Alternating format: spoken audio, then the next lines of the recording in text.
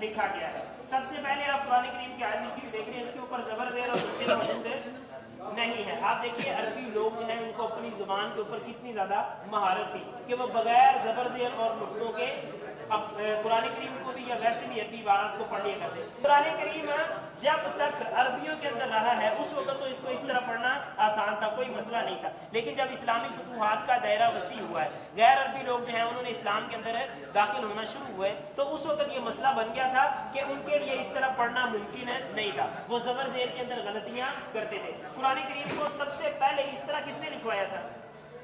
हजरत अली रजी अल्लाह तआला अन्हु के दौर में कुरान करीम के ऊपर ये नुक्ते लगाए गए थे। और ये नुक्ते वो नुक्ते नहीं है जिनको हम नुक्ते कहते हैं, ये जबर ज़ेर की अलामत वाले नुक्ते हैं। आप देखें यहाँ वाव के ऊपर आपको नुक्ता नजर आता है, देखें ये नुक्ता किस चीज का है? ये जबर की अलामत है।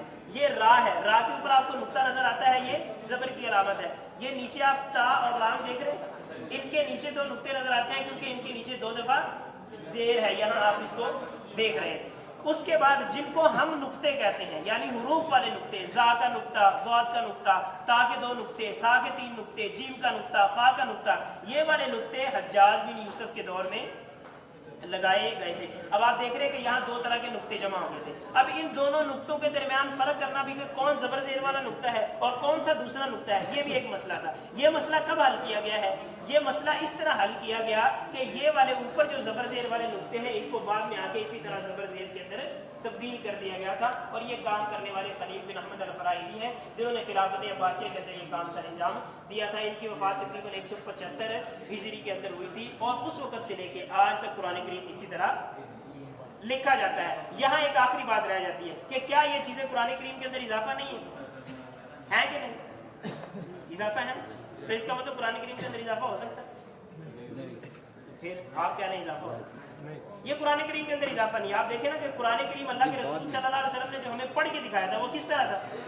वो चारों तरह ही था, वो चारों तरह ही था। कुरान करीम को जबर ज़ेर और नुक्तों के बगैर पढ़ना मुमकिन ही नहीं है। अलबत्ता शुरू के अंदर ये इसलिए नहीं लगाए जाते थे क्योंकि लोगों को समझ आ जाती थी। लेकिन जब इस तरह के लोग आए जिनको समझ नहीं आती थी तो फिर वो चीजें जो पढ़ने के अंदर पहले से ही मौजूद थी उनको लिखाई के अंदर भी लाया गया। आइए आगे कुरान करीम के अंदर इरशाद फरमाते हैं, इन्ना नहनु नज़्ज़लना ज़िक्रा व इन्ना लहू लहाफ़िज़ून।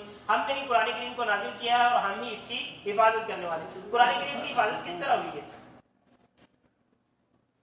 कुरान करीम की हिफाजत किस तरह हुई है सर?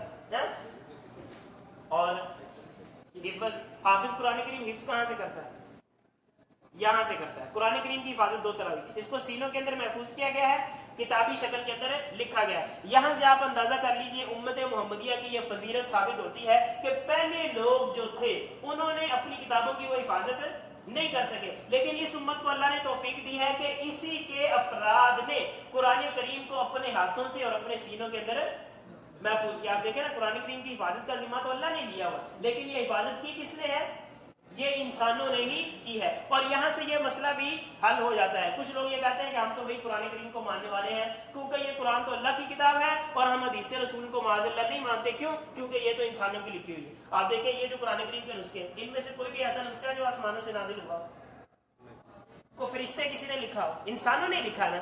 तो जिस तरह कुरान करीम इंसानों का लिखा हुआ मुतबर हो सकता है, इसी तरह हदीस रसूल सल्लल्लाहु अलैहि वसल्लम मुतबर क्यों नहीं है? सही बात यह है कि हदीस रसूल भी मुतबर है और कुरान करीम भी मुतबर है। यहाँ मैं आपको कुरान करीम के नुस्खों का तारुफ करवा देता हूँ। ये कुरान करीम का नुस्खा जो तकरीबन 298 साल पहले लिखा गया है। ये कुरान करीम का नुस्खा है जो 438 साल पहले लिखा गया है। ये कुरान करीम का नुस्खा 237 साल पहले लिखा गया है। ये कुरान करीम का नुस्खा 348 साल पहले लिखा गया है। ये सारे के सारे खत्ते नसक के अंदर इनको तहरीर किया गया।